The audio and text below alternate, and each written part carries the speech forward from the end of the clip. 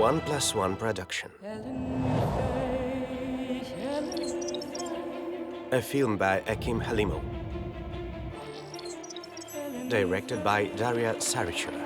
Director of photography, Markian Kanyuka. Co-authors, Halina Shamborovska, Ruslan Shapirov.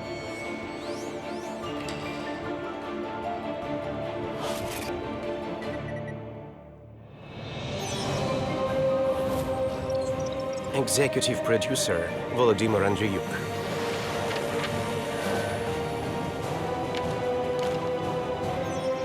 General producers, Victoria Lezina, Alexander Tkachenko. Ukraine, the returning of its own history. Imagine our history is just a set of invented facts, non-existent events and alien heroes. For centuries, there were covert groups of people who created a parallel reality for Ukrainians. They were guided by one center during 400 years. They covered their tracks throughoutly, but the evidence of their existence are hidden in ancient books, portraits and maps. Old graves and broken human fates. I was born and raised during Soviet era. In front of my comrade's face, I solemnly promise. At first I thought everything was supposed to be like that. This woman is an ordinary Ukrainian language teacher from Kyiv. We all cried when Stalin died. We went to Moscow on a train's roof to get to our leader's funeral. Her grandfather, who was an ethnographer, was arrested in 1937 as an enemy of the people. I had no idea I had such a granddad. Her mom, secretly from her family, had been writing letters to KGB with a single question, whether he was alive for 50 years. She just tried to protect my father and me because she was sure she would be arrested as well. She learned about her grandfather's existence only before her mother's death and had been writing the same letters for 15 more years. My eyes started to open. We just wanted to help her to know the truth, but one ethnographer's case brought to light large-scale falsifications of history. They go back into the past for 1,000 years. My name is Akim Galimov. I am a journalist. This is my colleague, history researcher Ruslan Shapirov. We gathered a team of scientists to help us for the first time in 1,000 years to reveal the greatest historical fraud ever. Some people knew about it, but they were ordered to keep silence, so it would remain a secret for a long time. We'll be shooting and imprisoning. This investigation will combine the research in the cutting-edge lab and our group's field studies. In Sweden, we'll reveal a mystery of Jaroslav the Wise's wife, the noble princess in her herd. With the help of unique computer technologies, we'll try to reconstruct her face. We are also curious to know what she will turn up to be like. In order to understand whether we really came from Western civilization. In Poland, we'll go searching for the grave of the true King of Rus, Danilo, to find the amazing gift given him by the Pope himself. Do you see there is some bright spot? Nobody excludes this crown remains intact. In France, we're going to find out what clerical secrets of Russian priests prevented them from the alliance with Europe. There is nothing logical in church, everything is miraculous in church. Does history really move in a spiral, and we are at the beginning again? As like nothing has changed in a period between Prince Vladimir and Vladimir Putin. Finally, we'll have to visit Russian Federation to find a church where the biggest secret is hidden. A bell with Ivan Mazepa image. The precursor of Antichrist. Mazepa was cursed by Russian priests. Those who believe in conspiracy theory live according to this theory. This information will enable Ukrainian scientists to reconstruct the original hetman's portrait destroyed by Peter I. Let him to be cursed, anathema. For the first time in 300 years, Ukrainians will see how Ivan Mazepa really looked. The portrait was believed to be lost for a long time. In the future, the history of Ukraine will be rewritten in a new way, and these are just first steps to realize who we really are. Usually, important things are lost in something inconspicuous, like in this grey building, for instance. The people's stories are hidden here. Broken fates are neatly folded here. This is the Ukrainian Communist Party's Central Committee Repressive Bodies Archive. It was declassified only last year, and everyone could get an access to the thousands of secrets. Lydia Khudzenko came here to learn anything about her grandfather. I'm 80 years old now.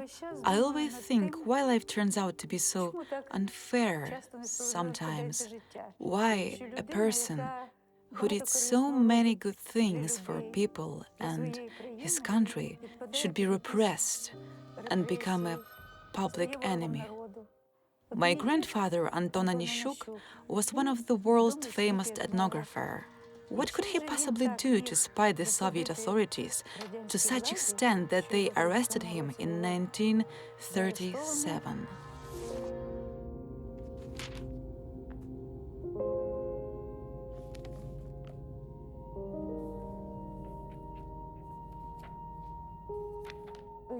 I remember only one scene. There were some strangers in our apartment. One of them put me on his lap. He was telling me something. I was 3 years old. I recited some kids' rhymes to him. My parents were sitting on the chairs at the table.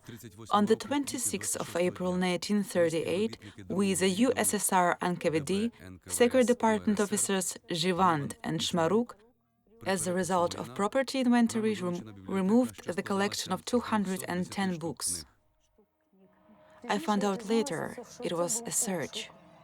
Resolution: is convicted as a betrayer of the nation and a provocator. Pleaded guilty. The certificate. Protocol number 2.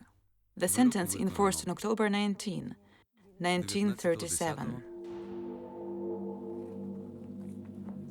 He was arrested on July 27 and was shot on October 19. And my mom kept carrying care packages to him. They were telling her,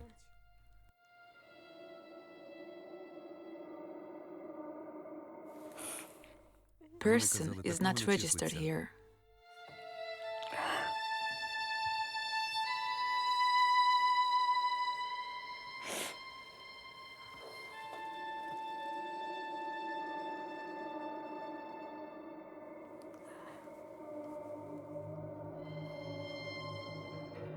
In this archive, we found some more similar cases of the Ukrainian ethnographers who had mysteriously died. Why did they kill the researchers of the seemingly ordinary things, those who collected folk rites and traditions in different villages? They got in someone's way, and it was connected with some big secrets of the past. The Soviet Union was united by the idea of fraternal people's common cradle. The Russian Empire by the royal dynasty magnificence. As for the modern Russia, it's the Russian world concept. Basically, it's the same thing, the empire that stands of the Kievan Rus holiness, names and relicts given greatness and a 1,000-year history. But in reality, all of them are Ukrainian. At the beginning of the last century, first facts of large-scale falsifications started to uncover. It was due to the rapid development of archaeology and anthropology, but they were classified. In the archive, we came across the unique picture of the moment when Jaroslav the Wise sarcophagus was opened in the end of the 30s. I came to Sofia to find out what mysteries did the scientists learn 80 years ago. Nelia Kukovalska, the sanctuary director, agreed to let us see the archives, usually unavailable for outsiders. Nothing is a secret that won't come out once. We take out the papers of the last century sarcophagus research. The act from January 25, 1936. This is the first report about opening Princess Jaroslav the Wise's sarcophagus when the museum was functioning. Scientists found another mysterious skeleton, along with the remains of Kiev Prince inside. and female skeleton. It seems strange that a great deal of Russian scientists took such an interest in remains of the unknown woman. The commission ruled to send the bones from the sarcophagus to the comrade Hensburg personally for the investigation. Leningrad anthropologist Wolf Ginsburg has come to the conclusion that scientific world didn't expect. That's why the materials didn't gain any prominence. He argued that the second skeleton belonged to Jaroslav the Wise's wife, the Swedish princess in her herd. But according to all Russian historical sources, she is buried in Novgorod, being the Orthodox saint. She was canonized as Saint Anne of Novgorod. Obviously, this part was written by Hensburg himself. I saw the documents with the same handwriting and signature while visiting St. Petersburg, so I don't have any doubts that this is Wolf Hensburg's hand. Russian scientists decided to keep things quiet. The skeleton was returned to the sarcophagus unnamed. It was important to the Soviet ideologists, the rulers of Kiev and Rus, to be buried both in Russia and Ukraine. This fact empathized their common history, especially in the case of spouses in her herd and the Yaroslav the Wise, who made the Rus the most powerful state of their times. But there's been bigger mystery behind the Inherherder's story. She became a Russian saint for a reason. Yaroslav the Wise and Inherherda are great-grandparents of all the European royal families, such as Valois, Habsburgs, Bourbons. Inherherd's 5 children became the rulers of the most powerful states. Her daughter Anna married to French King Henry I and became the Queen of France. Anastasia took the royal throne in Hungary. Elizabeth married to the King of Norway. Her son Vsevolod was married to the Byzantine emperor's daughter, and Ihor to the German princess. Her family ties made Inherherda the most powerful woman in the history of the old Europe. But why we didn't know anything about it? We don't know where do we come from, and we must know it. Our team splits in order to find out if it's really Inherherd remains resting in Kiev sarcophaguses. Ruslan flies to Sweden to collect facts about Inherherd in her motherland. As for me, I'll be looking for information in the historical sources about her becoming Russian Anna of Novgorod. I need to find all biographical dictionaries in the Kiev-Pechersk Lavra Library. There must be something we're looking for. Anna, the great princess, the saint Irina before taking monastic vows, known as Inherherd in heathendom, the wife of the great Prince Jaroslav I, the daughter of Swedish King Olaf, passed away on the 10th of February 1051. Her remains rest openly in Novgorod Sophia's cathedral. By the Russian version, Inherherd went to the monastery in Novgorod and died there. Meanwhile, Ruslan arrives to the Swedish town of Sigtuna. He has to meet Lars Leonroth, professor of the Gothenburg University, who is the world's most famous researcher of Scandinavian sagas. He knows everything about ancient royal dynasties. Hello! Nice to meet you. Nice to meet you. Why did you make our appointment here? Sigtuna is the ancient Swedish capital. There was King Olaf's Inherherd father, residence here in the age of the Vikings. Can we find any portraits or details of Inherherd's private life here? In order to get this information, we have to go to Uppsala, to the university library called Carolina Rediviva. There's Inherherd's description in the manuscript from 13th century that is kept there. We happen to have the unique chance to get the information that has never gotten in any Ukrainian history schoolbooks. What did Yaroslav the Wise's wife look like? This is the legendary Olaf's the Saint saga. I think it's the most interesting among the sources where Inherherd and her marriage with Jaroslav are mentioned. Let me read you in some Old Norse. Jaroslav konungi fengit havde Ingegerlar dotter Olafs konungs sænska. What do they say about Inherherd here? How do they describe her? She is described as an extremely proud, tenacious person and very gorgeous woman at the same time. She was very independent. Some sources describe her as a good politician. One of the sagas tells that the Swedish princess's beauty made Jaroslav literally to lose his head. He built a huge palace for his wife and covered all its walls with the expensive fabrics. Do you think she could take her vows and go to the monastery? I don't think so. There is no information in our sources about her becoming a nun. She is described as a solely secular queen. A couple of years ago, I visited Novgorod and saw for the first time the burial with Inherhead's name on it. It seemed strange to me, very strange. If I'm not mistaken, she died in 1050th year. She and Jaroslav lived in Kiev at that time. It would have been more natural if she was buried there. It's hard to understand, indeed, why should the queen of the huge state that lived in the most developed city all of a sudden go thousands of kilometers away to the monastery? Besides, her husband was still alive at the time. The scientists who came here from Novgorod didn't tell us that they opened the coffin and studied that there was Anna, who is considered their saint. The woman was about 35 years old. According to the manuscripts, Inherhead was about 50. So we received two confirmations that Jaroslav's wife was most likely buried in Kiev. It means the Russian version is falsified.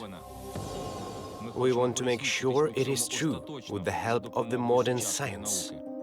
We invited the famous Ukrainian anthropologist Serhiy Seheda to the lab specially built for our film. He took part in the last opening of Jaroslav's sarcophagus in 2009 year. When Wolf Ginsburg saw this skull for the first time, he was sure it belonged to Inherhead. You have the skull in your hand. What do you think? I absolutely agree with Wolf Ginsburg's opinion. The skull really has some Scandinavian features. What do Scandinavian features mean? We have an old East Slavic person skull. Maybe you can show us the distinguishing characteristics so we would clearly understand it. Scandinavian skulls are more massive. If you look at the Inherhead's photo, I mean the woman buried in Jaroslav's wife's sarcophaguses, you can see that her skull is rather heavy. It's big. Usually Scandinavian skulls are more elongated. All these Slavic skulls are a little narrower and smaller. Scandinavians, and therefore their skulls, have wider faces. And the nose, in most cases, is more extended from the face. The peculiarities of the skull structure point to the Scandinavian origin of the person buried in Jaroslav the Wise's sarcophagus. Professor dispels the last doubts we had. Jaroslav's wife was considered to be Anna of Novgorod during 6 centuries, but today we managed to get some new information. Now we know almost everything about her except the most important thing. How did she look like? Serhiy Seheda suggests something incredible. Having a scanned skeleton and tomography, we can reconstruct a person's appearance, and even his or her build. In other words, to completely rebuild a person's physical type. They don't perform such extra complicated procedure as a human face reconstruction in our country. However, we found the lab in Poland and sent them the discs with all the information. It's interesting not just have a look at her, but to make sure she had the unearthly beauty to make Jaroslav the Wise go insane. But the most important questions remains without an answer. Why Novgorod priests took Inherhead away from Kiev's history? The date of canonizing is the only clue we have to go on. In France, we found a good specialist in the field of religion history. I have to get to the Bernardine College in France, the oldest educational institution in Europe. Antoine Arjakovsky, French historian and theologian, works there. There is a very important date for me. I mean the event that took place in 15th century, the Florentine Council, 1439 year. It was the same year when Kiev princess became the Novgorod saint. It turns out the unique event happened in the 15th century in the cathedral that still exists in the Italian city of Florence. Catholic and Orthodox Christians decided to put an end to the schism and unite. Representatives of all churches came there, including the Metropolitan of Kiev and all Rus Isidore.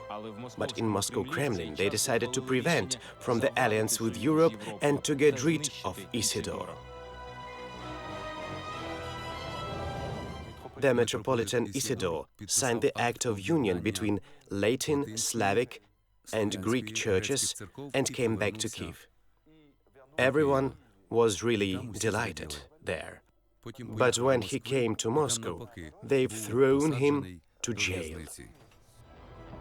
Being influenced by the Golden Horde, Moscow didn't want to unite with the West. They declared their own church, the Church of the Moscow Patriarchate. If Constantinople fell, surrendered, we have to protect the Orthodox Church. Then other project appears.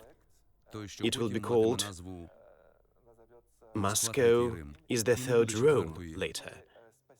There will be not the fourth one, and where Moscow and Russia would bring the salvation to the world. The Moscow state begins to form around the separated Moscow Church. There is still very close connections between them. The idea of one God suggests the idea of one emperor who rules the entire universe. The theory of Russian world is generated by this idea. To legitimize the divisive church and to add weight to the new state, Moscow priests started stealing all Kiev heroes. Except in her head, in the 15th century, the days of Saint Olha, Vladimir, Boris and Gleb appear in Moscow church calendar. In short, everyone who stood at the origins of our state. Professor Serhiy Seheda have taken interest in our investigation and brought to the lab another proof of embezzling of our history. This is Viktor Vasnetsov's picture, The Warriors, with 3 characters of the famous epics. All the events of these epics are related with the city of Kiev. One of the tales from the Kiev series tells about Ilya of Murom, who managed to reach Kiev in half of a day. And what's the big deal? Let's see where the town of Murom is situated. Let's see how many kilometers away it is. Let's look at the map. Murom is in Vladimir region, Russia. It's 1175 kilometers away from Kiev. It'll take much more than 14 hours. Just imagine who could cover such a distance in half a day. So where is he from? Ilya of Murom comes from the town of Morivsk, that is located about halfway between Kiev and Chernihiv. Serhiy Seheda tells that till the 16th century Ilya of Murom was referred as Ilya Murovlenin. That is how he was called in written sources. Here's Kiev, that is Chernihiv, and Morivsk is here. It's about 40 kilometers. A good, well-trained and battle-hardened horse could cover such a distance quite well. Let's go there and try to find some evidence to prove this fact. It would be very interesting. One could get Morivsk by car, but Professor chooses to go by boat, and it's not by accident. When you look for the traces of a person who lived 10 centuries ago, the clues could be anywhere, even in local topography. We'll see everything from the river. Talking about stealing our history, why do Russians need Ilya of Murom? Every nation wants to have its own heroes. They try to prove their superiority, their strength and power all the time. So Ilya of Murom fits into this concept perfectly. We are approaching this town finally. It's hard to describe one's feelings when it seems that the great mystery is about to be uncovered. It looks like an ordinary village. It's hard to imagine it was a town once. Judging by the look of the area, there could be an ancient Rus hill fort here in the past. Nothing except the name on the street and a memorial sign reminds about the glorious past in Morivsk, unlike Russian Murom, where you can see the reminders of the local heroic warrior at every corner. Do the locals remember these heroes? I don't think so. Only now people gradually started to come back to their historical background. It was impossible and even forbidden in the past. Is there really no clue? We met local historians planning tourist routes nearby Morivsk. They told us about extensive excavations held in 1872 by the group of archaeologists led by the Russian scientist Dmytro Samokwasov. Unique artifacts were found in this ground, but most importantly, the sword, nearly 1.5 meters long, too heavy for an ordinary person to lift. We can see a similar image on a 1 hryvnia note. Maybe it could belong to the heroic warrior Ilya of Murom. It's the extremely big one-handed sword. It's so big that an ordinary person, even of more than average weight, couldn't use it. It could not be comfortable. Where are those artifacts kept now? The expedition took the findings to Moscow. Of course, they are considered as a part of Russian state history. Do we have any chance to get these things back? No, you can't even dream about this. Nobody have taken anything from Russia, ever, and nobody will. But Professor Seheda is mistaken. They say there's one thing they managed to return from Russia. It's the icon of Vyshhorod's Mother of God. According to the legend, it was painted by the apostle Lucas himself. In times of Kievan Rus, it was stolen from Vyshhorod by Yuri Dvoruki's son. I came to this church to find out why did they give this sanctity away. Good afternoon. Good afternoon. It's one of the main icons of the Orthodox world, isn't it? Yes, it is. I'm very pleased having it here.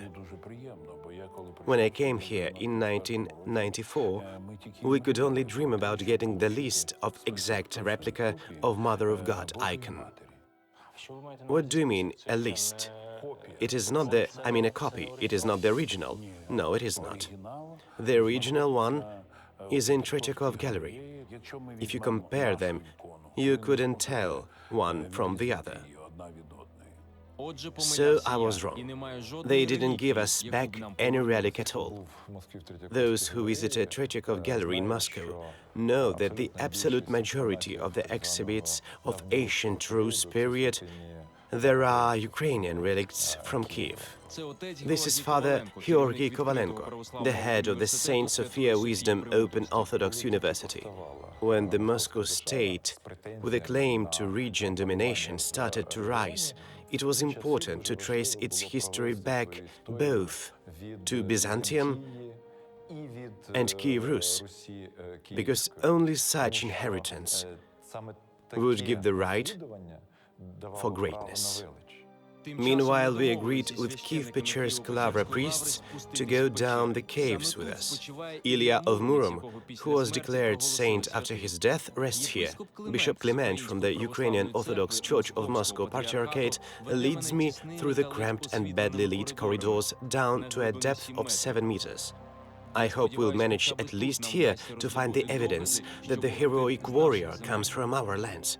But the inscription above his coffin ruins all hopes. Revenant Ilya from the town of Murom. The Revenant Ilya from the town of Murom. He is the hero of the old folk tales.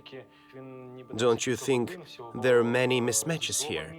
That he supposedly arrived to Kiev from his town just for a few hours? I don't think so. These questions doesn't make sense. This issue had never been raised by no one during the centuries, because the chronicles convincingly prove this. We don't think the events in church occur in some logic way. Everything in church occurs illogically. Everything occurs in miraculous way.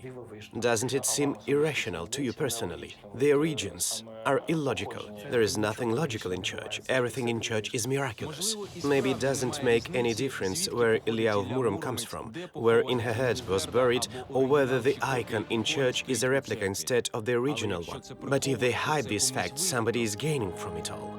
These small parts constitute the big history of deception. When they present Ilya of Murom or Jaroslav the Wise's wife as Russian heroes, all the events concerning them and Kiev itself are taken as part of Russian history, and nobody considers the facts.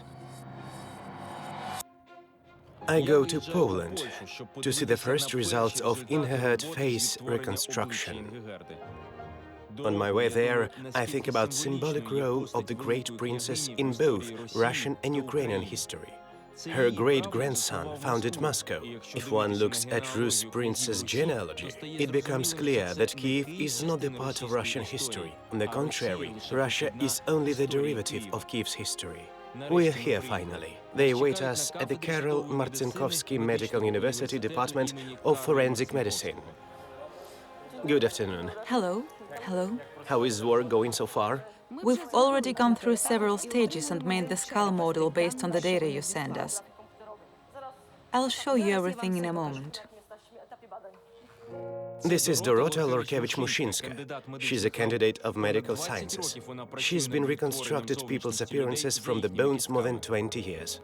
This is Mikhail Rychlik. He works on the 3D model of the skull. Good afternoon. Hello. The task isn't easy, is it? It wasn't easy. First, we had to analyze and process all the images from the computer tomography. As a result, we got the image of the skull that looked like an X-ray. So we do it to obtain the skull which we don't have. Yes. And the most complicated part, to give the anatomical shape to the skull, because mandible, it was separated at the computer tomography.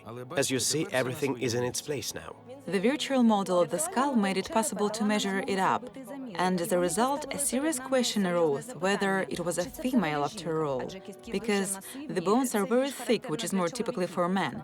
But then we investigated other bones, the pelvic ones, for instance, and saw it was a female. What can you say about the chin and the nose? I can say from this model she had a very big cheekbones and the prominent chin. The skull itself is very massive. I would say she had a very impressive look. Now, when Polish scientists have the model of the skull, they move on to the most sophisticated task, the reconstruction of Jaroslav the Wise's wife appearance. We still have to get through many stages, but we ourselves are curious to know what will she turn up to be like. I wonder whether the facts we find out might be related to the expectations of Ukrainian ethnographers. Lydia Hudzenko found several accusations in her grandfather's file. The hairs on the back of my neck prickled at the sight of all those charges with all moral sins. What is it? He provoked. Whom did he provoke? And Kevedi, maybe? From the general statements, one fails to understand what the ethnographer was executed for. In his file, she found a mention about her grandfather's research in a small Carpathian village. Maybe Lydia Hudzenko will find the answers there. I have to learn everything to the end. Everything we came across in our investigation has one point of intersection, the idea of fraternal nations. There must be some reason for such an idea to emerge. Looking for the answer, we addressed Jaroslav Zateluk, the historian from the Kiev-Mogilyansky Academy. He made the appointment late in the evening at the place I didn't expect to find myself again. Why did you want us to meet at Lavra, Jaroslav? Because there are some important things here that might help us to find out something we're interested in. The old fund skipper meets us in the dark space where Kiev Lavra printer used to be a long time ago. He promises to show us the unique book.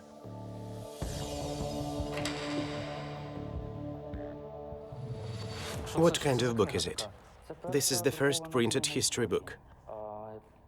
The history of Ukraine. Just imagine, the 17th century. There isn't neither television, nor radio or internet. The only available source of information about their own history was this book named Synopsis. Moscow had a task to write history. What an idea it is based on. That was the idea of the Slavonic Russian nation. What does this imply? The inhabitants of Kiev and Moscovia are declared as the same nation. Synopsis is a record holder for the number of its reprints and for the period of time it was being read. It was one of the few books to be reprinted so many times. There were about 30 editions. The goal of the book was tracing Moscow Tsar Fedor Romanov genealogy all the way back to Vladimir the Great to form the common history. What was the real story at the time? Actually, and this is important, Before these events, the Muscovites were taken by people in Kiev as absolutely different, alien people. People who lived in Ukraine reading this book during 200 years were perceiving the history exactly the way it was described here. The book channeled their thoughts that there is one destiny, one faith, and we are under one ruling Tsar. The idea of common history was fake because Fyodor Alexeyevich was not a direct descendant of Prince Volodymyr. There are two completely different dynasties, Rurikid's dynasty and Romanov's dynasty. So here's the reason. If we look at the dates, the synopsis was written 20 years later, after the Treaty of Pereyaslav, that was always presented to us as the reunion of two nations. So it's the myth. Why did they make it up for? Ruslan arrived to Lviv with a keep, something that might help to find out the reason for writing this strange textbook. He wants to see how the borders and names of our and Muscovite territories have been changed after they started putting the idea of brotherhood in the Ukrainians' heads.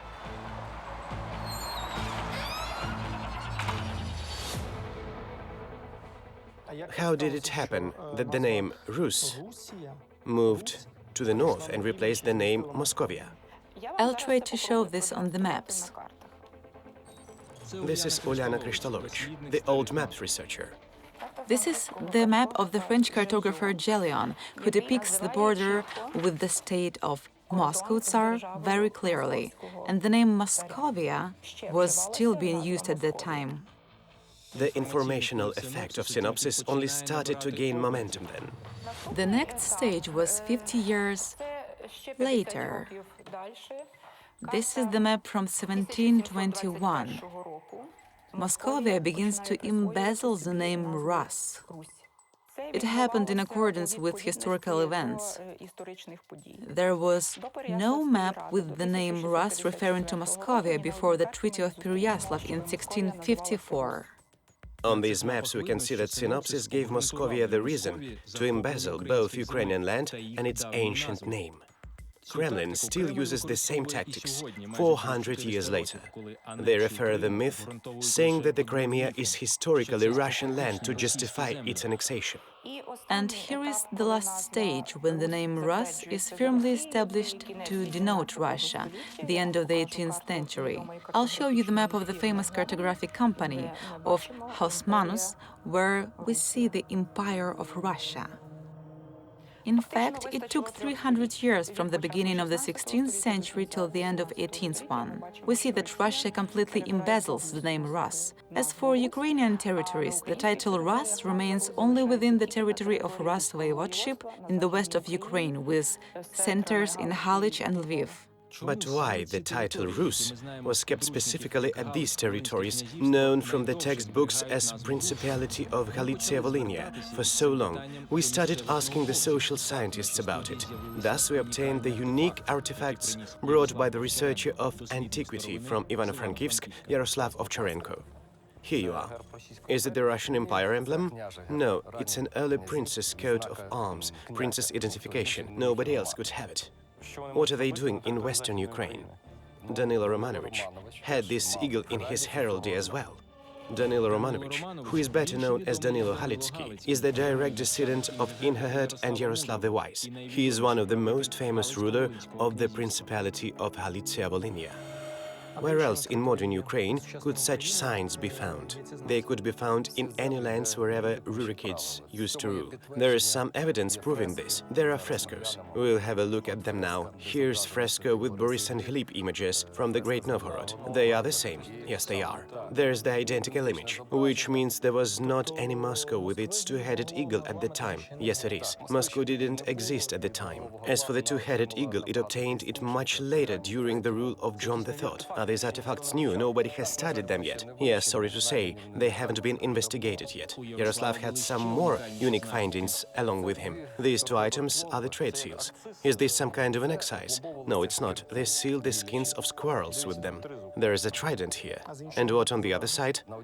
One can see something like crown on one of the seals. What do you mean? Yes, I do. We had one king. See a stripe here. The Rus king, Danilo Romanovich.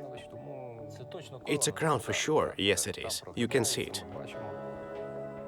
These seals prove that the landowner held the status of the king, so his territories were not a princedom, but a kingdom, which changes radically the significance of that state. Why did they hide this fact? If we find such a symbol in Halych, it might put us on the right track. Maybe it will.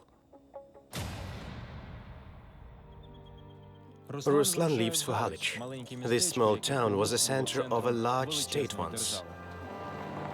He has to meet a man there who can decipher the mysterious symbols on the downside of the King Danilo seal.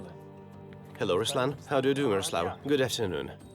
This is Miroslav Voloshyuk. He is a historian, Rus kingdom researcher. We can reconstruct the name of the state by titles of its rulers. From the Western sources, we know that the Holy See called him a king. We have this unique finding from 13th century. We investigated in our lab. It's interesting, very interesting. The symbol is extremely interesting. The first thing that comes to the mind is the image depicted on numerous graffiti at the Saint Bartholomew's church, built in 12th century. Where is it? It's near here. This temple was built by King Danilo's father, Roman Mstislavovich. It's strange, but hardly anybody in Ukraine knows about this unique building. Now it stands in the center of small village Shevchenkove, which used to be a part of the ancient Halych in the past. In 13th century, this city was one of the biggest, if not the biggest one, in the Central Europe, or maybe in the whole Europe. By the number of churches we managed to locate, one can judge about the number of inhabitants, from 30 to 40,000 of people. Throughout the Central Europe, it means that the city was several times bigger than Paris or London, or any German town, not to mention a Hungarian or Polish one. Now we're getting closer to the image that is identical to this one, in our hands. They are a good deal alike. There are some more images on the other side of the temple, at different heights and larger than this one. Why there are so many crosses here? It's a good question. It's the evidence of the extraordinary attention paid to this church. One of the most plausible versions is that one of the parts of the cross Jesus was being crucified on was kept here at the beginning of the 13th century. This double-arm cross has survived to the present days and now kept in Paris in Notre-Dame de Paris. The part of the cross Jesus was crucified on indicates the Rus kingdom and King Danilo magnificence. He was the only one among the Rus rulers who hadn't fallen to Tatar Mongols. That's why he obtained the crown from the Pope of Rome. Papal legate Optio from Mezzano brought him the wreath and crowned him in the town of Dorogochin. Apparently, nobody among the King's Danilo contemporaries had such a title. One of the King's Danilo contemporaries was the most famous person in Russian history, Alexander Nevsky, who was in reality the Tatar horde protégé. In the eyes of Moscow historians, was far behind King Danilo's figure. In fact, King Danilo personality didn't fit the concept of both Russian and Soviet historical science. He was crowned as King of Rus, and the title Rus apparently meant all the lands that were under Rurikid's dynasty rule. But what happened to the crown? That was the authority attribute and the main evidence of King Danilo's status and his place in the history. According to Miroslav Voloshyuk, there are two possible versions. Danilo moved the capital from Halych to Holm, which is a part of Poland now. Maybe the crown is there. Or it was kept in Lviv, but when the Poles overtook the city, it was taken out to neighboring country. So Poland is the final point of destination in both versions. Yes, it is, but there's one more version with the same statement. Nobody excludes that this crown was survived. We'll have to find it somewhere. The question is, what direction should we look for it? It's a matter of great importance for our country. We decided to find this symbol. It could help to discover the real history of Ukraine. But to do this, we need to find the experts who will help us in further exploration. If the figure of Danilo was not a Soviet Union liking, who controlled the information about him to be hidden? I was looking for instructions of special services, but came across something much larger in scale. It's hard to believe till you see it with your own eyes. Not only the history of Danilo, but all the history we were taught was written by a secret committee. We found the evidence that there were people who fabricated lies for years to write the history textbook for Ukrainians. Report to the Comrade Litvin, secretary of the Central Committee of Communist Party of Ukraine. At the present moment, the group is working on the thesis of the short course in a history of Ukraine. The work will be completed by 10th, 12th of October. These yellowed with age folders contain hundreds secret group of historians' meetings transcripts in 1945. It is very important that the Russian-Ukrainian relations were properly represented. A student has to know the history of USSR and, in the first place, the history of a fraternal Russian nation, which always provides a tremendous assistance to us.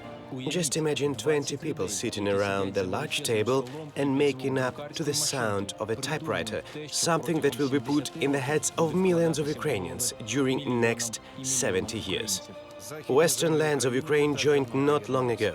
People there learn the history of Ukraine not only last 20, 30 years, but during centuries, from their parents and grandparents in a different light.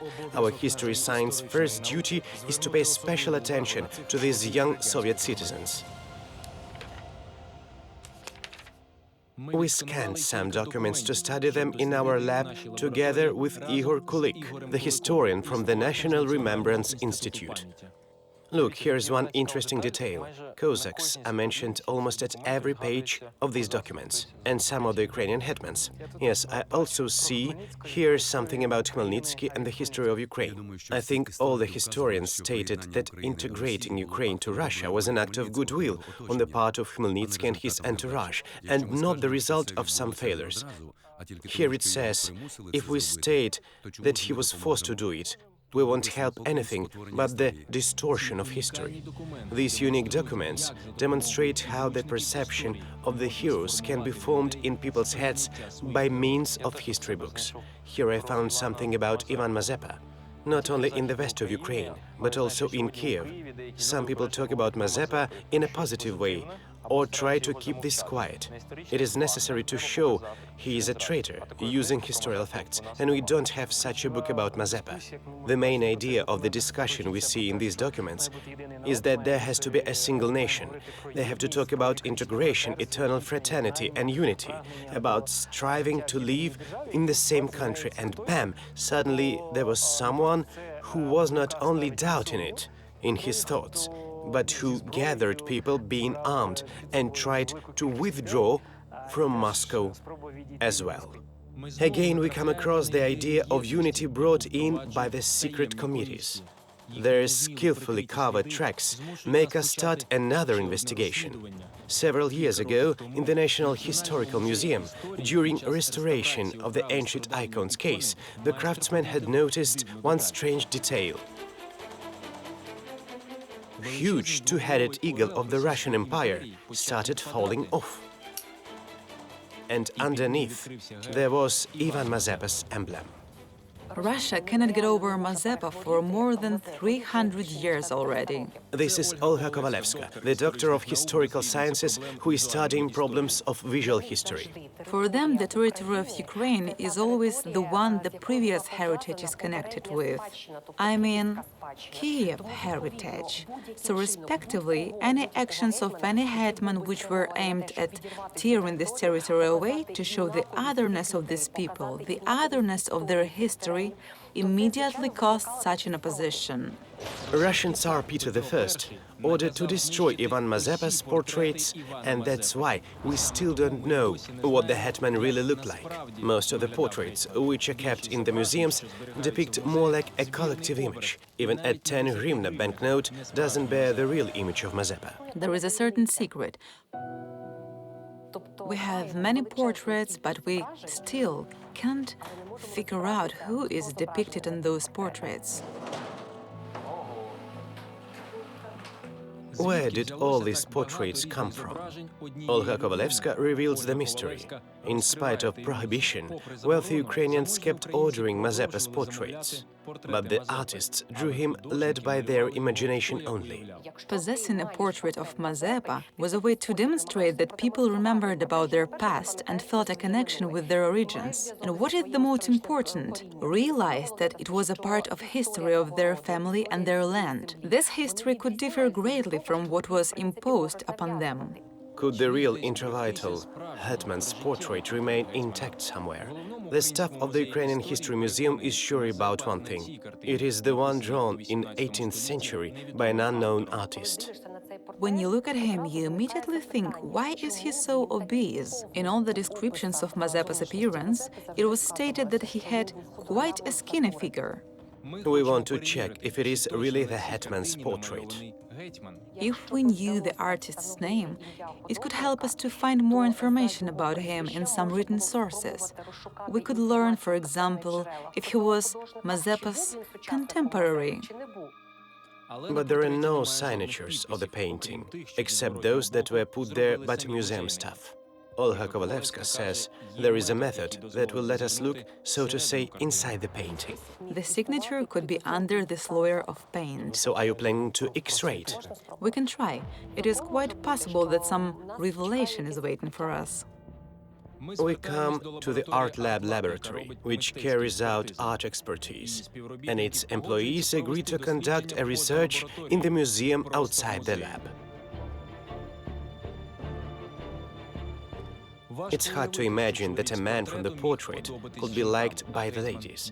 But he most certainly was. His romantic adventures at the Polish king's court, where he was raised, became the foundation of Byron's poem. The main illustration of the poem is the following. A naked Mazepa is tied to the horse and sent into the steppe for the affair with the Polish count's wife. Of course, this story has nothing to do with reality, but the fact that Mazepa was a handsome man is confirmed by the historical sources. The expert Olena Andrianova is ready to start the research, and now we will try to find out the name of the unknown artist who drew the portrait 300 years ago. The painting had been restored, and there is an old restoration toning. Here you can see it, right here. But our aim is to find the artist's name. Suddenly, we see some letters in the left corner. It looks like Che, then I think Yeah. And I can see the letter Yeah. Yes, it's very clear. When we saw the letter Yeah in the corner of this painting, I had a feeling that something was just about to happen. Maybe that's the last name. It may be the rests of the author's signature, which was put here a long time ago. It can be also an initial. Yes, it can. We can't see anything else except these letters. We have to study this area more thoroughly, for example, in infrared light by the means of infrared reflectography. Olena suggests to use an infrared camera to study the painting. Maybe it can show something that could not be seen in ultraviolet light. We see the paint is peeling off, then the canvas, the crack patterns, the restoration toning is here.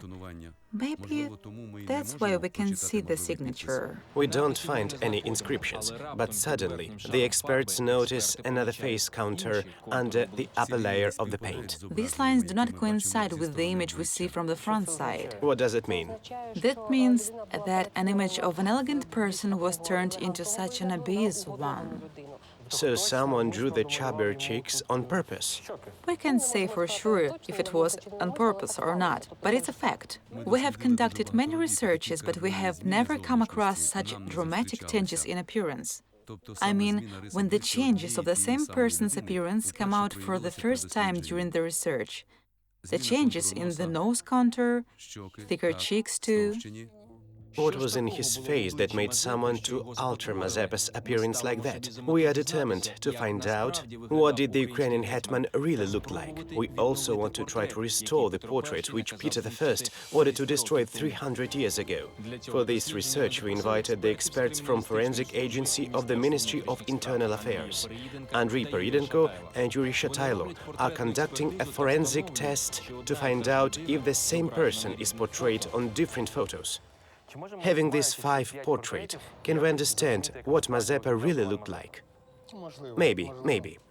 First of all, we have to compare these 5 images to find out what common and different features they have. Every portrait has some details of a real hetman's face. Our task is to find them and put off the spare ones. In fact, these are the portraits of the same person. I think what we have to do now is to try to combine the features we see on these portraits with the descriptions from the written sources. Then we will have more or less accurate image of Mazepa's real appearance.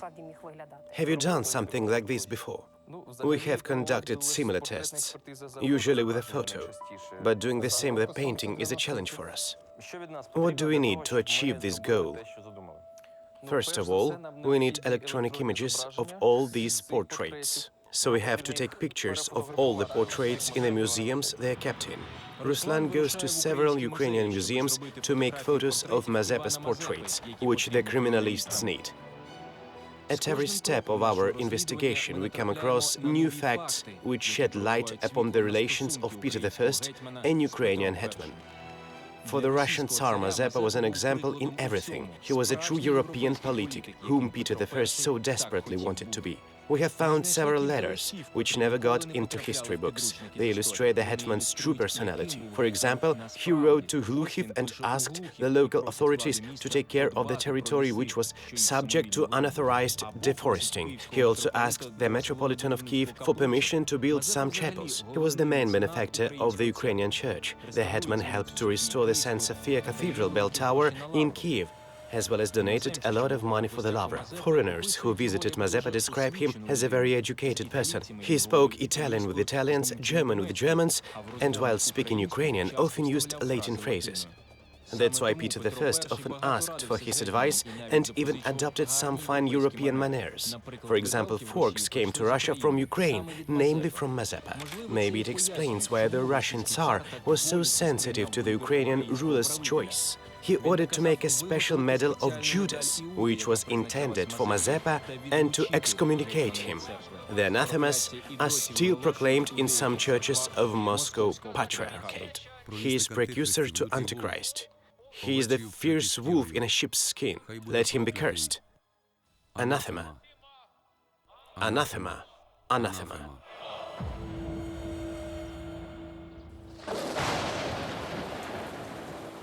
For 300 years his name was associated with a treason, but we have never been told that it was the Russian Tsar who pulled out of the hetman's deal with Moscow first. Mazepa asked him for a military support in case of Swedish offensive against Ukraine.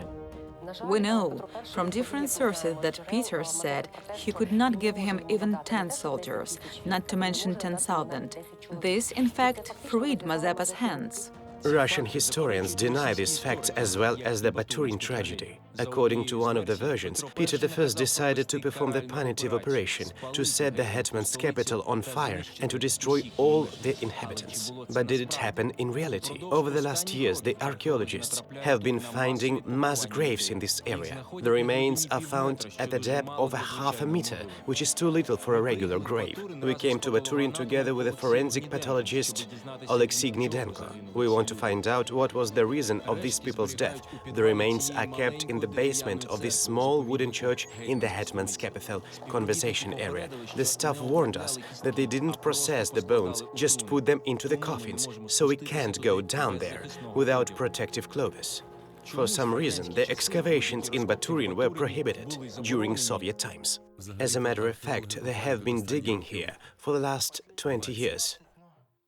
But earlier, they buried again immediately the first remains they used to find. And this is... oh wow. This is what they have been digging for the last couple of years. This basement gives you goosebumps. Most of the remains stored here are dated from the beginning of the 18th century, right after that massacre. How many skeletons are here? Approximately. About 500. Nobody knows the exact number. Wow, it's so heavy. God, this is awful. For the first time, the remains that are kept here will be studied by a professional forensic pathologist. Now we can find out what these people died from. Okay. Russian army had been storming Baturin for 3 days, and only the treason of one of the Cossacks enabled them to get inside the fortress. They came through underground channel, which went right here, where we are working now. But was Peter's the first military operation a punitive one, where the civilians really killed? These bones can give us answers. Here on this skull we can see an entrance wound. Let's take a closer look. Under the magnifying glass, you can see for yourself. The entrance angle is an acute one, so it was pierced by something, either pierced or hit by a bullet. This person died through violence. He could be a soldier, though. This wound doesn't prove anything. We continue to study the remains and find a female skeleton. Here we have a live bone. The signs of carbonization. This person was burned. According to the historical sources, Russian army set Baturin on fire. The signs we find on people's remains prove it. But I never thought we'd see such horrible things here. These are remains of a child. Of a child? Yes. About 5-6 years old. What can you say about the cause of the death? Alexei examines every bone very thoroughly. Much depends on his conclusion. Most likely, this child died in the fire. The signs of carbonization are seen everywhere very clearly. Look, this one is brown, right here. This means the kid probably was burnt alive. It's impossible to believe, but the bones don't lie. While studying the remains, the expert has seen the signs of death through violence on most of them. Now it's understandable why Ukraine had become obedient for 200 years after Baturin has been ruined. The horror of the tragedy has been printed in people's genetic memory. The same thing happened after the famine, Holodomor, in 20th century. But no matter what facts we find here, we will get the same answer. There are no evidence of Russian interference. Why do we have so many documents about our long-term relations with Russia, but nothing with a mention of this great tragedy? As if someone cleaned their archives.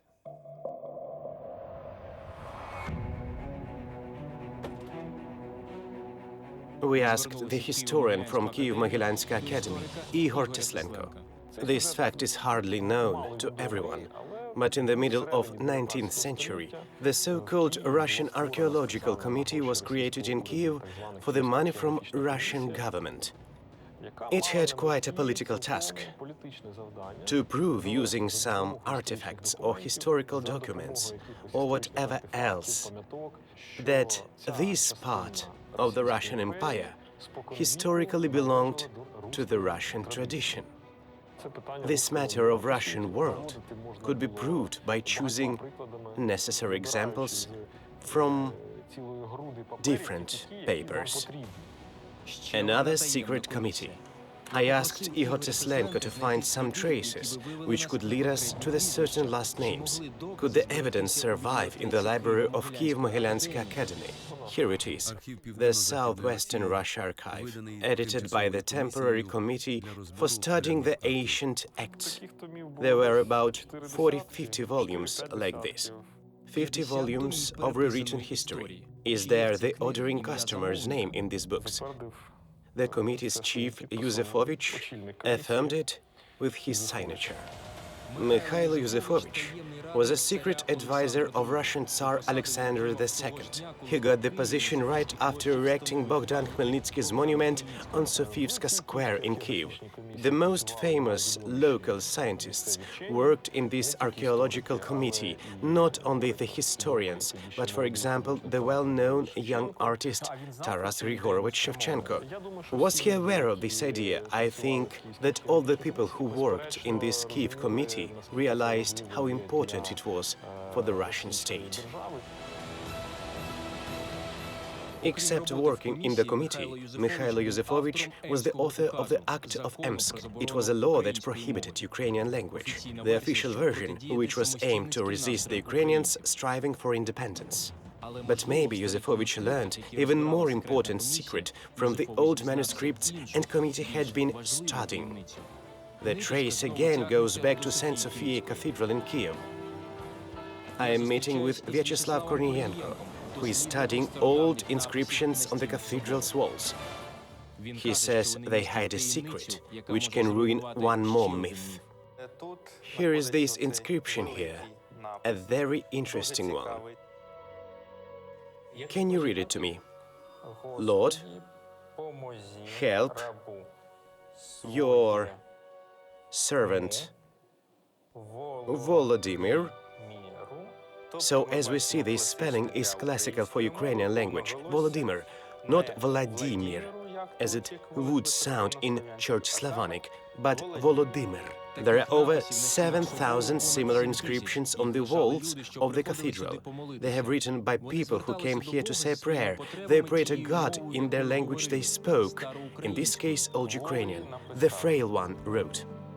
But modern visitors of the cathedral do not always notice these unique messages from the past. If you don't look closer, they seem just scratches on the walls. All these inscriptions prove that Ukrainian language has sounded in Kiev Cathedral's walls during the times of Kievan Rus. We have historical evidence of Ukrainian language being used at the beginning of 11th century. So are you saying that Ukrainian language emerged earlier than Russian? In fact, yes, it was.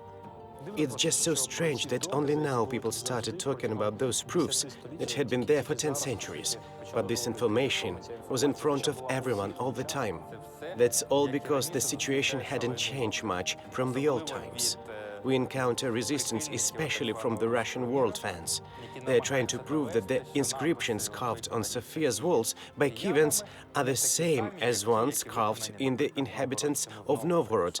So that would be one language, one state and one nation. But it was not like that. The question is not what it was like in old times, but that these inscriptions break the idea of a common old Russian language, and therefore common Russian state, the foundation of the Russian world. Maybe Mikhailo Yusufovich knew this secret and realized it was very dangerous for empire. Further Russification has made Kiev, where people spoke Old Ukrainian 1,000 years ago, almost fully Russian-speaking one. Good afternoon. Meanwhile, I have brought the photos of Ivan Mazepa made by Ruslan to our expert Andrei Peryidenko. He has to reduce them to the same size in order to find common features in all of them. And Yuri Shatailo is looking for Mazepa's descriptions in the historical sources. Any information can help understand how the Ukrainian hetman looked like. We were able to look at him differently. We've looked through many images and reanalyzed them completely. You see there are eye wrinkles down here. We see them on all the portraits. Every artist portrayed this feature on his face. The principle is pretty simple. If some feature, for example, a Roman nose, is repeated on several portraits, there is a high possibility that it was the type of nose Mazepa had, so we can add it to the new portrait. It appears that Ivan Mazepa had Circassian origins. Circassians were the descendants of the Kabadians.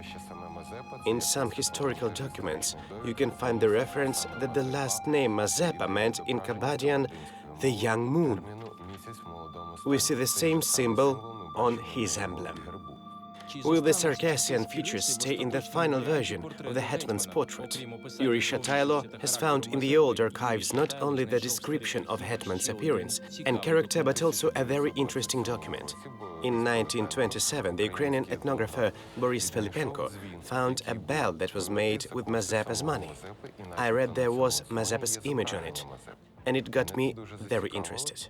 Boris Pilipenko devoted 32 pages of the description of the bell, but something was missing in the folder. The most important thing, it was the photo of the bell. If it was there, it would give us the additional information and either confirmed or reject our hypothesis about the hetman's appearance. Yuri Shatailo found out that not only the photo was missed, but the bell itself. It was last seen in Chernihiv Regional History Museum 80 years ago. While consulting with an art expert colleagues, I was informed that the bell had really been missing for a long time. It was found in 2015 here in Orenburg, Russia. Mazepa's bell was found on the bell tower of Nikolsky Cathedral in Orenburg. I'm trying to talk the officials of Orenburg Eparchy of Russian Orthodox Church into letting me come there and photograph it. But they denied my request for various reasons, so I decided to fly to Orenburg on my own. It is necessary for the experts to have Mazepa's image from that bell. It might be his only true image that remained intact. They have already begun to create the schematic drawing that would turn into a real person's portrait very soon. Right now, the experts are collecting all the features that the hetman really had. Nose is like this, and this is Mazepa's family anthropologic feature. The eyes fit the description from the archives, but are more expressive. And the mustache too, yes. The bell, which I might succeed to see, was made for Mazepa's 60th anniversary. It was kept in Baturin, but after Moscow army ruined the hetman's capital, it was hidden in the monastery of Domnitsa, Chernihiv region. And that's where the ethnographer Boris Pilipenko saw it and brought it over to Chernihiv. Nobody knows how the bell ended up in Orenburg. According to one of the versions, it was taken out of the country during the museum specimens evacuation when the Germans were attacking, but for some reason it hadn't been returned to Ukraine after the Soviet army's victory. I am passing the bell tower of Nikolsky Cathedral. It's opened only once a year on Easter, so this is our only chance to get to the top. But we need a clear plan. Nikolsky Cathedral, the schedule of the church services, every morning since 9 a.m.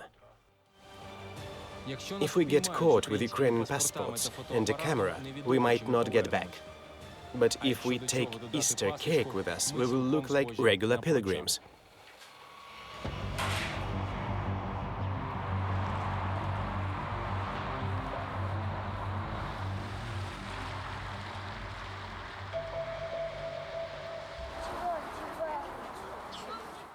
Christ has risen. Truly he is risen. Christ has risen. Truly he is risen. The bell tower is only a few steps away, but they are the hardest ones. I am waiting to hear the sound of the bells. It would be a sign for us to start. In the name of the Father, the Son, and the Holy Ghost. While the bell ringer is up there, the doors to the bell tower are open. I have to pass unnoticed. We have only a few minutes to reach the second level and take pictures. I don't understand why I should feel like a criminal trying to see the relic which belongs to Ukraine. Why didn't they just let us see the bell? Is it possible that the forbidden image of Mazepa still exists? Crackled, without the clapper, green with age but still intact. It was believed to be lost for 100 years, though the whole time it was kept in a cathedral 2,000 kilometers from Kiev. I can see the hetman's figure on one of the sides.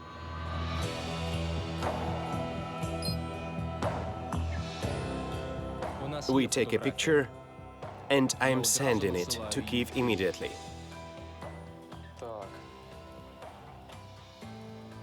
When the last element fell into place, we saw an image of a really handsome man. It really could be the true portrait of Ivan Mazepa.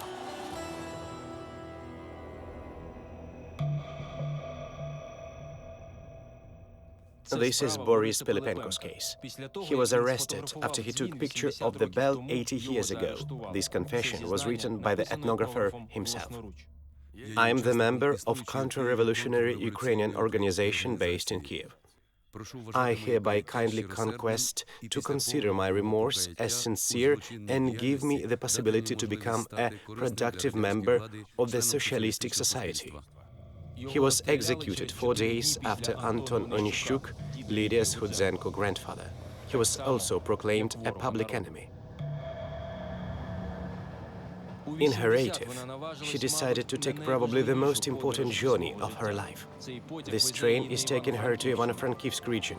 Lydia Hudzenko has to get to a remote Carpathian village, where the ethnographer Anton Onishchuk conducted his scientific researches. After I found out about this village, I wanted to go there so much. I was just afraid that I won't be physically able to go. She wants to understand what did her grandfather study in this godforsaken land and whether it could be the reason for his execution. It was very important for me to come here because he had this stigma of a public enemy. I wanted to know what has he done to the public. This little village is called Chernik. It has hardly changed much visually over the last 100 years, but of course several generations of people have passed. It seems impossible to find someone who remembered what the visiting scientist was doing here, but suddenly Lydia Hudzenko sees something she can hardly believe. All the reasonable, the good and the eternal sowed by you today has grown into generous gleanings. I didn't expect to see anything like this. I wanted to cry. So Anton Onishchuk was a teacher in this village. The school is really near here. We are very glad to see you. Nice to meet you. I'm the principal of the school, Ivan Mikhailovich. Nice to meet you. I couldn't even imagine that Anton Onishchuk's granddaughter is still alive. Now you are standing on the floor of the house where your grandfather used to walk. It used to be his flat. And in this room he was teaching the kids.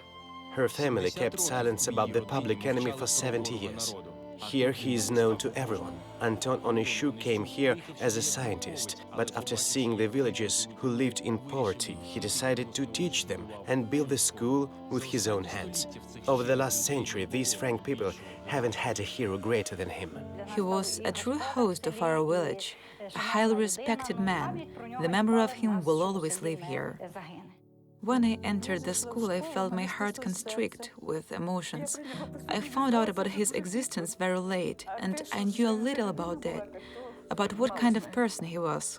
In the room next door, where they arranged the ethnographer's museum, there is something that could possibly break a secret behind his execution. The research he has been working on. This is his work. We have taken it from the Lviv archive. The basics of the Hutsul's demonology. He wrote about our mountains, our traditions that existed in our village. He described the beliefs connected with different objects of the nature.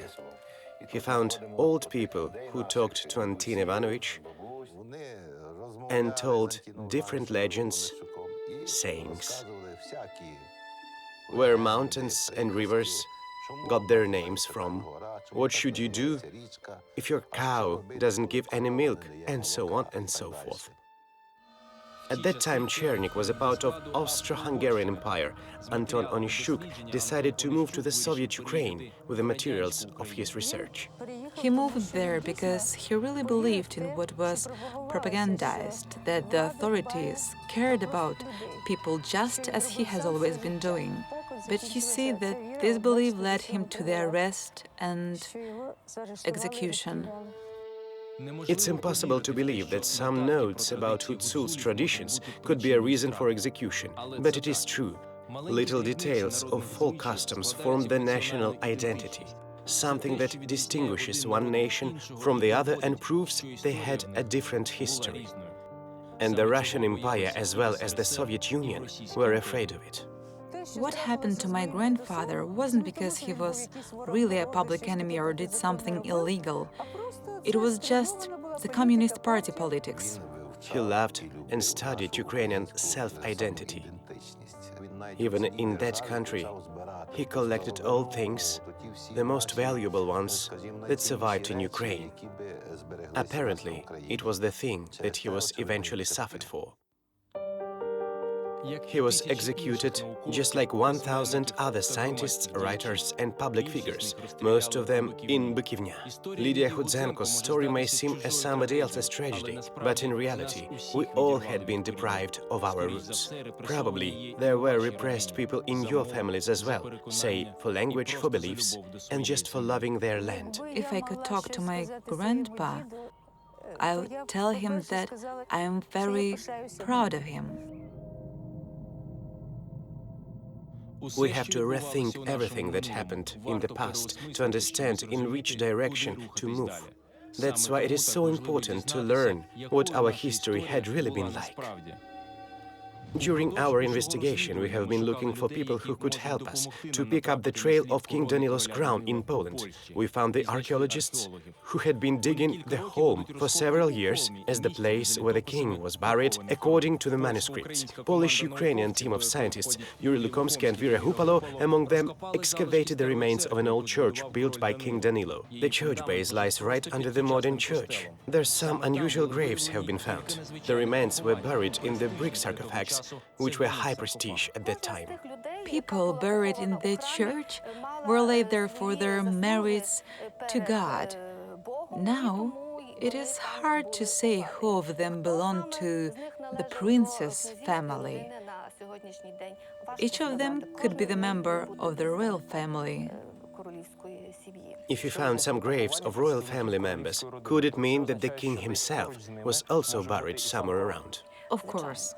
The scientists have defined some underground zones where Danilo's coffin might be buried, but they haven't got to it yet. In theory, the attributes of power could be put in the coffin as well. Yuri Lukomsky agrees to be our expert to check this theory, whether the crown could be buried in the ruler's coffin. So I arrived to Hull. Now the archaeologists are digging the spot where the king's castle used to be. The scientists say this building was quite unique. It was built on a huge hill piled up purposely for his palace. Danilo's story is worth a separate film, which we will definitely make sometime. But now we have to find his crown, because it's the proof of the greatness of his state. We are interested in the Basilica of Nativity of the Blessed Virgin Mary. It is built on the remains of old church where King Danilo was buried. We want to examine this place with the help of georadar.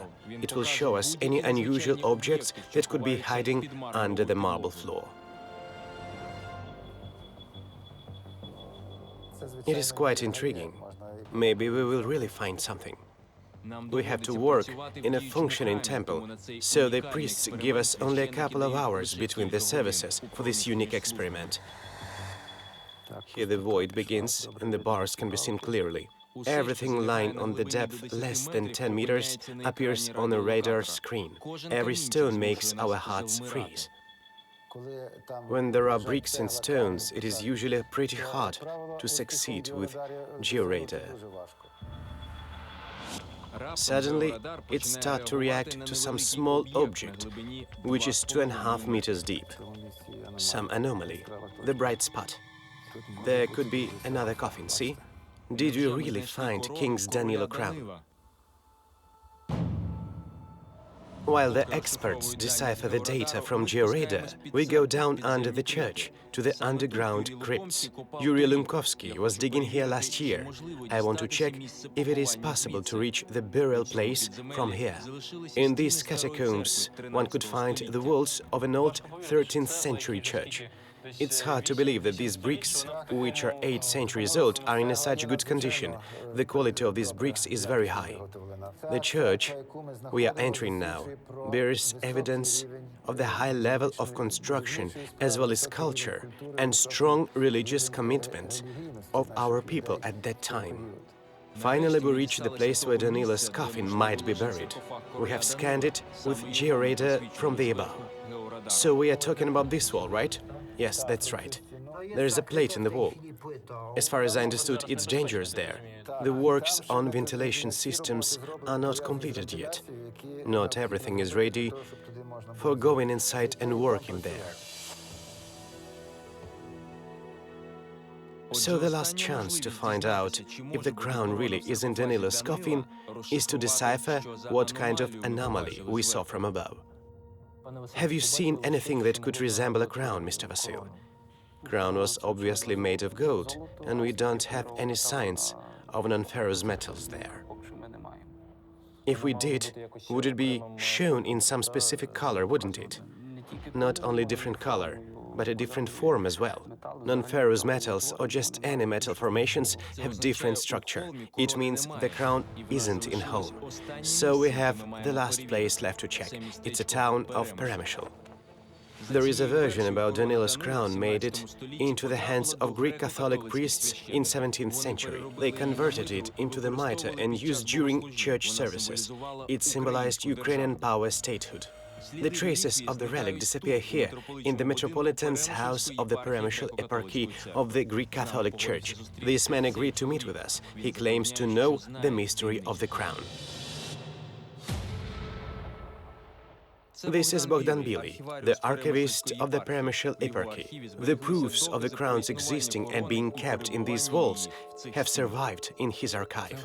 This is the original photo of the Danilov's crown. When was it taken? It was taken in 1939. So this photo proves that the crown is not a myth, and that this story is absolutely real. It is real. In a crown mitre, there were the elements of Danilo Halitsky's ancient crown. What elements? These big pearls and clay notes. The stones were from the original Danilo's crown. These detailed photos were taken by Ukrainian priests who dismantled the crown before the Bolsheviks' attack. There was no other way. It was impossible to hide the crown without dismantling it first. Every gemstone, yes, every gemstone, it was done in such a way to be able to return it afterwards. All the time someone wanted to have their mitre crown, first the Russians, later the Bolsheviks, and then special services of NKVD and KGB. It was a hurdle for Moscow politics, who wanted to oppress the striving of Ukrainians to have an independent state of their own. The task to hide the crown was given to the eparchy's priest Father Denko. He drew a plan of the hiding place, which is set in the Metropolitan's house. The Bolsheviks have been looking for the crown for 15 years. Finally, they managed to find the priest, arrested him and forced to confess where the plan was hidden. And the secret agents of Polish Ministry of Civil Security that worked under Russian KGB went to Peremyshl immediately. They entered this basement 60 years ago. The mitre crown was hidden somewhere here. Maybe Father Denko hid it in the wall or under the floor. So there is no exact information about hiding place. They have destroyed all the traces concerning this crown. Where do you think might it be now? Maybe in Moscow. One should look there for the information about the crown's fate. In this basement we finish our search because there are no chances to get the crown back from Moscow. The Bolsheviks tried to erase our history from the memory forever. But it is impossible to destroy everything. For 10 centuries, unknown remains had been resting in St. Sophia sarcophagus, but now the secret is uncovered. In a moment you will see a woman who used to drive crazy the medieval rulers and conquered Jaroslav the Wise's heart 1,000 years ago. Nearly all European royal dynasties are her descendants, as well as we are. The experts from the Medical University of Karol Marcinkovsky, where people's images are restored by their bones, finished the reconstruction of Inherherd's appearance. This model portrays the princess when she was 55 years old. She's quite extraordinary, with white face and massive features, just as Scandinavian sagas and the modern anthropologists described her. Polish experts conducted this expansive research absolutely free of charge, realizing how important for the history her face was. And now you will see the result of another important research. Experts of the Ministry of Internal Affairs Research Forensic Center, with the help of modern technologies, reconstructed the face that has been erased from the Ukrainian history for 300 years. All the images of this person were destroyed, and the remaining ones were distorted. Any mention of him was a reason for punishment. He remains one of the biggest enemies of the Russian state till now, just because he went against Peter I, trying to make Ukraine independent and to return it to the European world. Let's see. In a moment, we'll see what Ivan Mazepa really looked like. Let's have a look.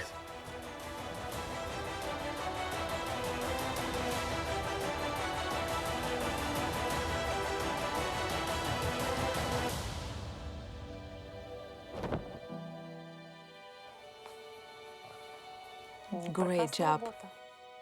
Wow. Very good. I think that it really could be Mazepa's full-dress portrait. If you take a closer look to each of the elements, you can see which element was taken from which portrait. Yes, you can. I don't see any details taken from those portraits. We have an absolutely different person. If you get the feeling of this portrait's completeness after looking at it, that means the guy really did a good job and got all the necessary details. That is why the final assembled image turned out to be so good. He is very handsome. He is much more handsome than on the portraits we have seen at the beginning. I think we should have formed our opinion of Ivan Mazepa a long time ago. And we also should make a portrait of him where he would look like a bright person, famous statesman, so people's perception of him would be adequate to his contribution to Ukrainian history and culture, and to all our nation in general.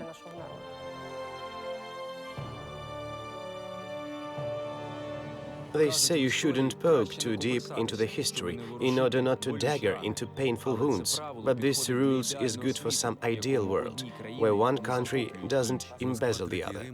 Moscow is the third Rome. It's the impious mentality. The idea of one God meant that there is also should be one emperor who possesses the whole universe. We tried to refute some falsified facts, but they will appear again and again. Russia cannot get over Mazepa for more than 300 years already. For them, the territory of Ukraine is always the one with the previous heritage is connected with. I mean, the Kiev heritage. So, respectively, any actions of any hetman which were aimed at tearing this territory away to show the otherness of this people, the otherness of their history, immediately caused severe opposition. We have to remember our family, our origins, because the kindred is the fountain of the state. In Soviet times, they made us forget it. We don't know where do we come from, but we must know it. One can burn the portraits, rewrite the textbooks, forbid the language, but it's impossible to destroy something that is in every breath of every stone of this land. For us, it's very important to know that the idea of Kiev-centered state has been existing for more than 1,000 years already. This idea lives in people, in church, in culture, in language, and in every Ukrainian. Maybe this idea would become the basis for the new Ukrainian history that is to be written in the future.